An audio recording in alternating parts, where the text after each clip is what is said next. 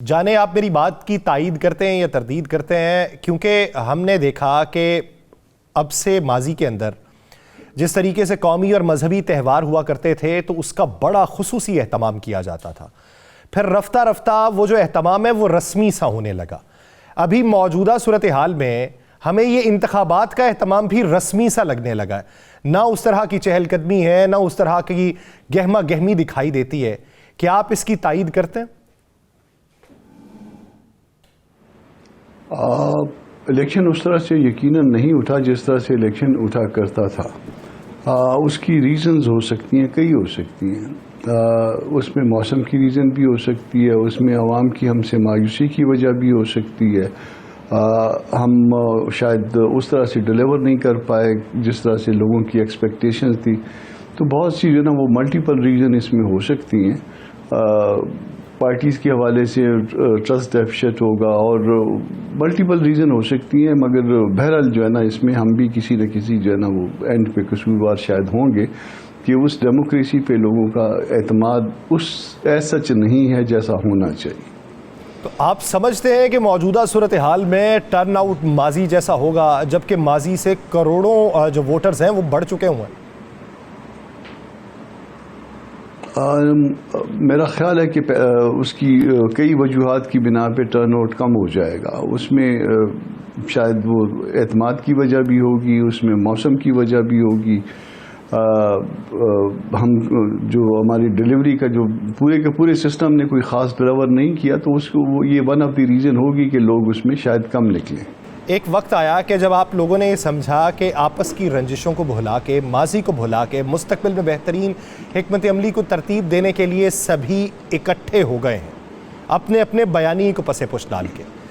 اب اس الیکشن میں سبھی پھر ایک دوسرے کے مخالف ہیں، اور کہا یہ جاتا ہے کہ یہ جمہوریت میں یا الیکشن کے اندر اسی طریقے سے ہوتا ہے، لیکن سبھی کو یہ معلوم ہے کہ کسی کی ایک پارٹی کی حکومت نہیں بنے گی۔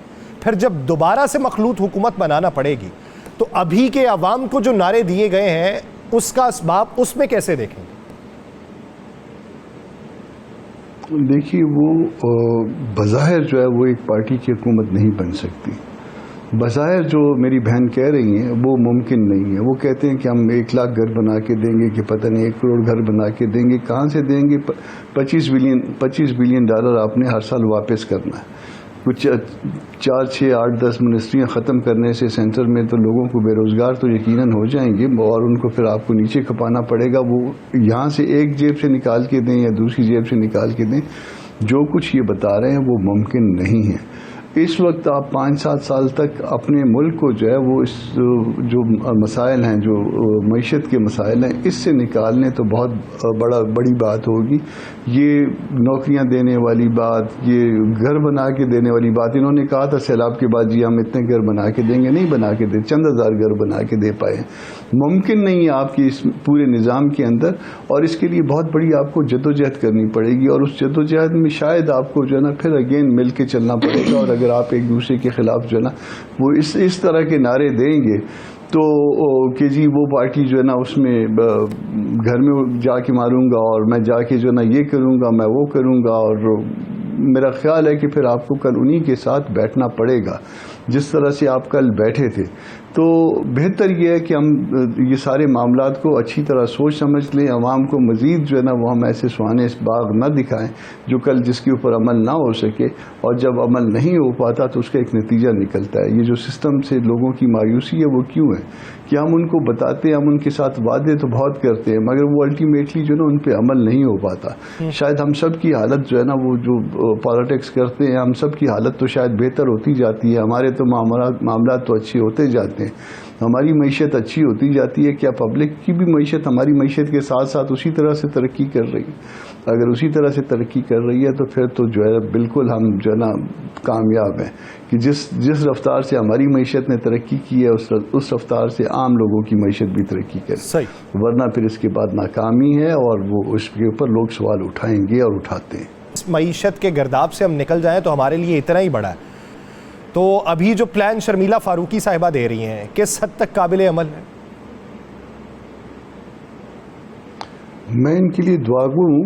یقیناً ان کی نیت صاف ہے اور ان کی نیت پہلے بھی صاف ہوگی, اور اس صاف نیت کی بنیاد پہ سندھ میں یقیناً جو ہے نا وہ بہت ترقی ہوئی ہوگی, اور اس میں وہاں پہ دودھ اور شہد کی نہریں یقیناً بہہ رہی ہوں گی, کیونکہ سندھ میں کافی سالوں سے ان کی حکومت ہے, اور میں بالکل ان کی نیت کے اوپر کسی قسم کا بھی شبہ نہیں کرتا.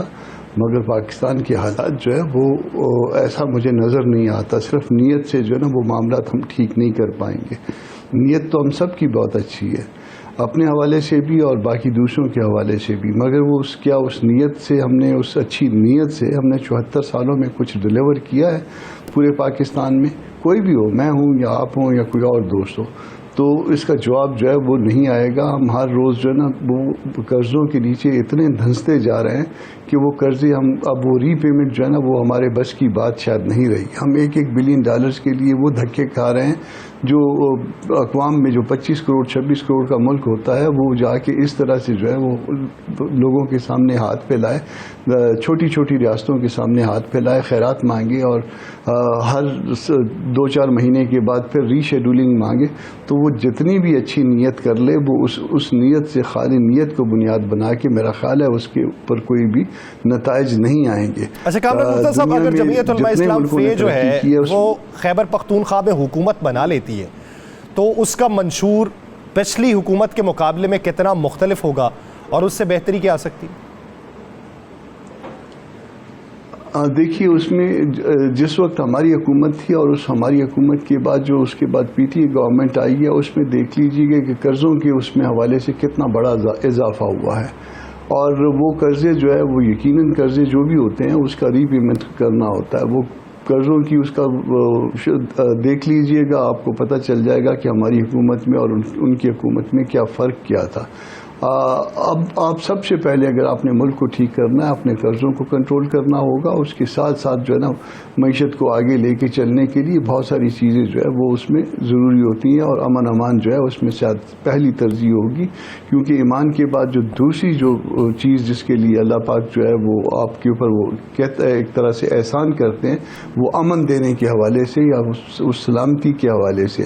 تو جب تک وہ آپ کے صوبے میں یا آپ کے ملک میں جو ہے وہ امن کی صورتحال بہتر نہیں ہوگی, شاید آپ معاملات کو مزید آگے لے کے نہیں چلیں گے. آپ کو قرضوں کے حوالے سے آگے چلنا ہوگا, آپ کو معیشت کے لیے جو ہے بنیادی جو چیزیں ہیں امن کی, اور اس کے ساتھ باقی ریمیننگ جو انفراسٹرکچر ریکوائرڈ ہے وہ لے کے چلنا ہوگا.